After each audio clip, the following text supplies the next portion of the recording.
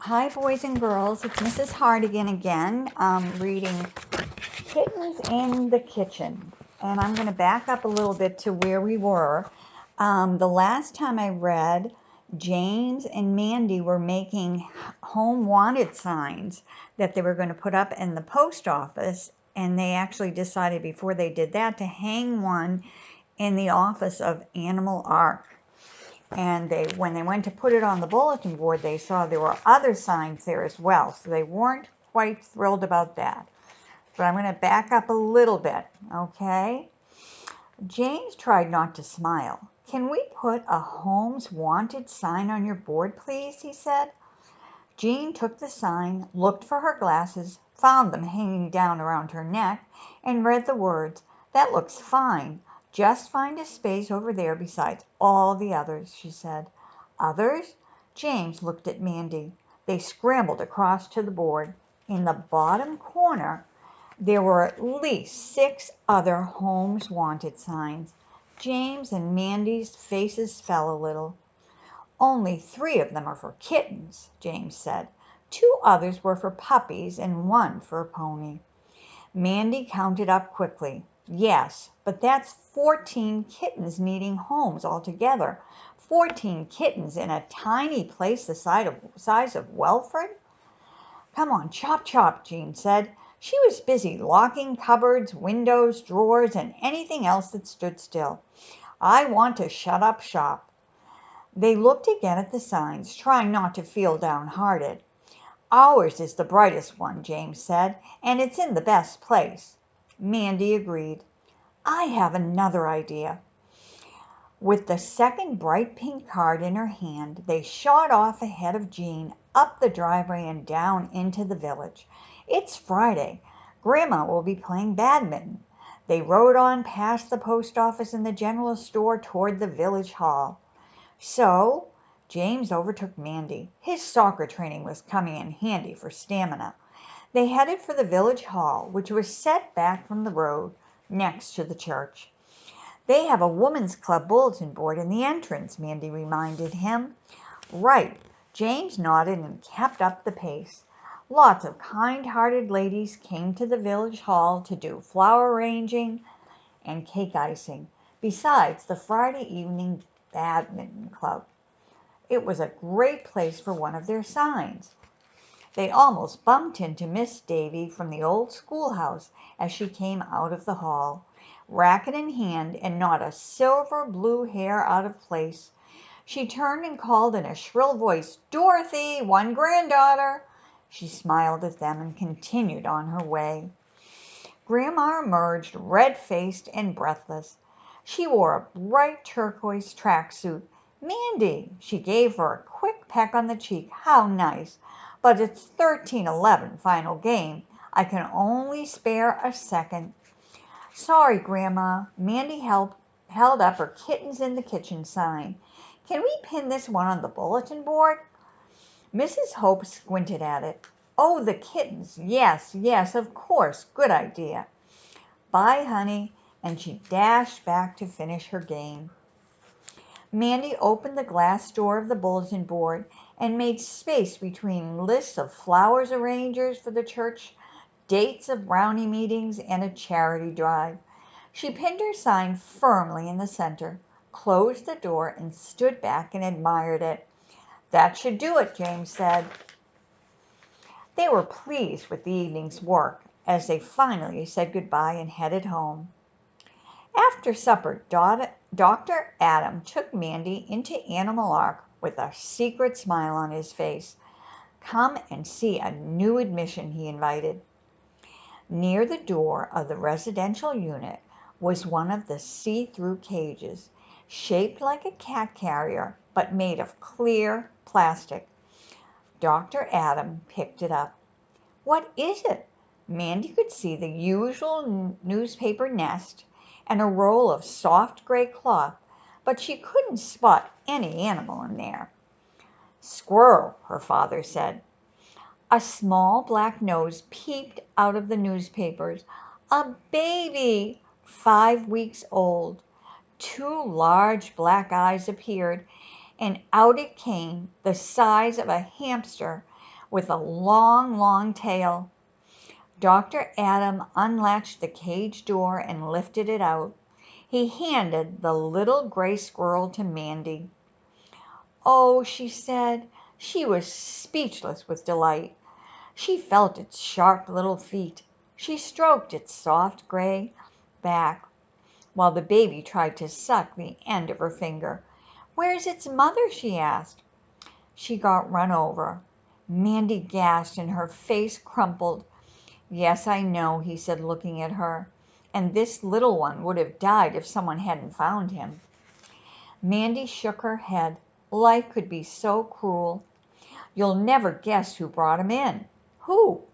"Old Ernie Bell from the cottages behind the Fox and Goose." Mandy looked surprised.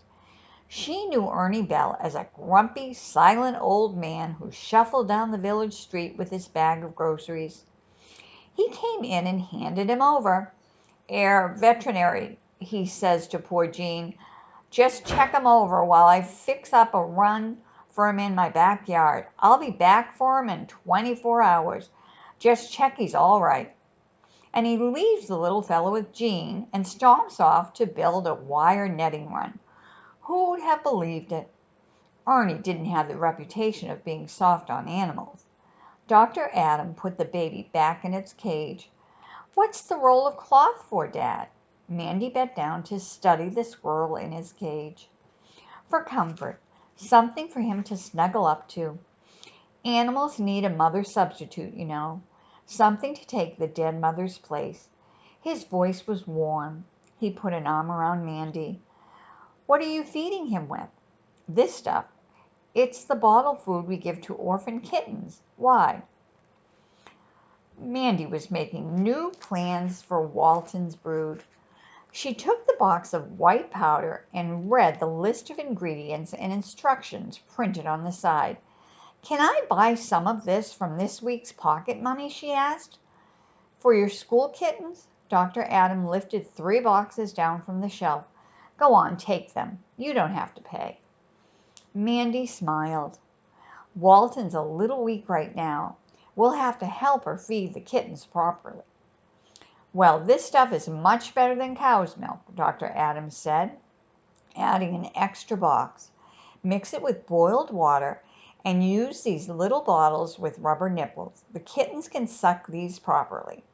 Everything's sterilized, of course." How often Mandy realized that there was a proper way to do this. The kittens' lives depended on it. Every couple of hours for the first week. Mandy gulped. Less if the mother cat can still give milk herself, during the night, for instance. "I think she can. She's just a very small cat, and she's tired." Mandy was still determined to think the best. "Well then, this stuff 4 times a day will do the trick. Breakfast, lunch, after school, supper." He glanced at Mandy's serious face. "You're going to be busy," he said. "Any luck with finding homes for them yet?" "Not yet." She bent thoughtfully to the level of the baby squirrel in the cage. "Will Mr. Bell have to let him go eventually back into the wild?" Her dad shook his head. "He's not allowed to. It's against the law, I'm afraid." "That's because he'd never survive out in the wild now, poor little fellow. It seems he'll have to make do with Ernie's backyard for the rest of his life." Mandy nodded. "Don't worry, there are worse fates," Dr. Adams said. "Oh, I know." But Mandy was still in a serious mood as she rode over to the school with the special kitten food. True, like Ernie Bell and the little squirrel, she was giving the kittens a chance of life. But without homes, would it be a life worth living? She rode and prayed that the signs in the post office, Animal Ark, and the village hall would work. She wondered, too, whether she could persuade Mr. Williams to give them more time. A week was so short. She leaned her bike against the hedge and went up the steps into the custodian's kitchen. Once Walton was happily eating, Mandy showed Mrs. Williams the new arrangements for Smokey, Patch, Amy, and Eric. To her surprise, the custodian's wife actually offered to help. Don't tell my husband.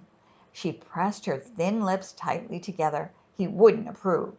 She took Amy out of the basket and gingerly snuggled her up against her flowered apron, complete with feeding bottle. Poor little Scrap, she murmured. Mandy smiled. She's fine. Look, she's hungry. Mrs. Williams sat happily when the kitten fed. You mustn't mind my Eric, she confided.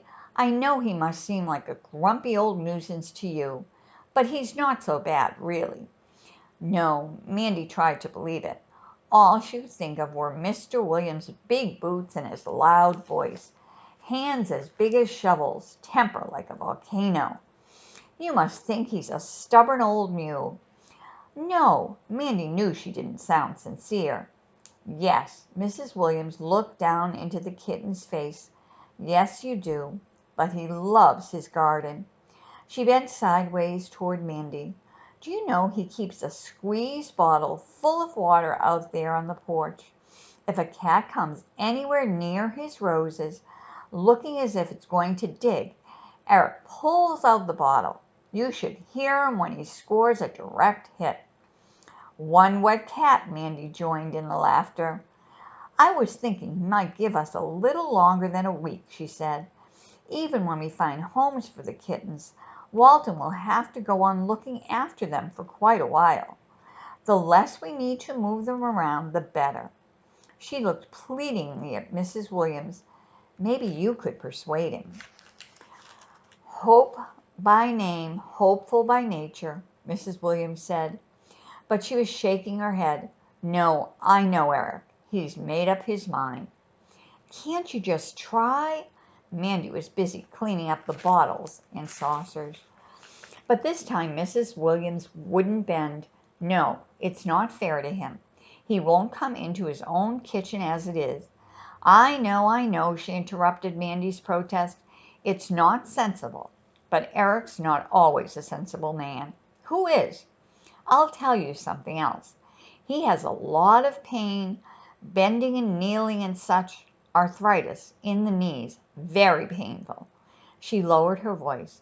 To tell you the truth, we don't mention it in case the school happens to hear. He's worried about his job. Mandy nodded. Suddenly, Mr. Williams seemed human after all. I'm sorry to hear that.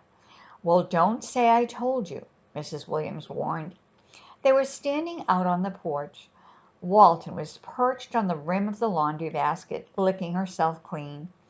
He's out playing darts this evening. It cheers him up. Mrs. Williams stared at the pebbled clouds. But Eric's a worried man. It's the job, the house, everything. And the pain, of course. I can't even get him to go to a doctor. She glanced at Mandy. So you see, I can't ask him to do any more, can I? He's done enough already. Mandy agreed and smiled sadly. She rode home slowly. She understood more about Mr. Williams' bad temper now, that was certain. But it didn't stop time passing. The sand was running steadily through the hourglass. They had 5 days left. Okay, boys and girls, I'm going to stop there for this week, and we will continue next week. So I hope you have a great week. I think it looks like some nice weather coming up, so I hope you get outside and enjoy it.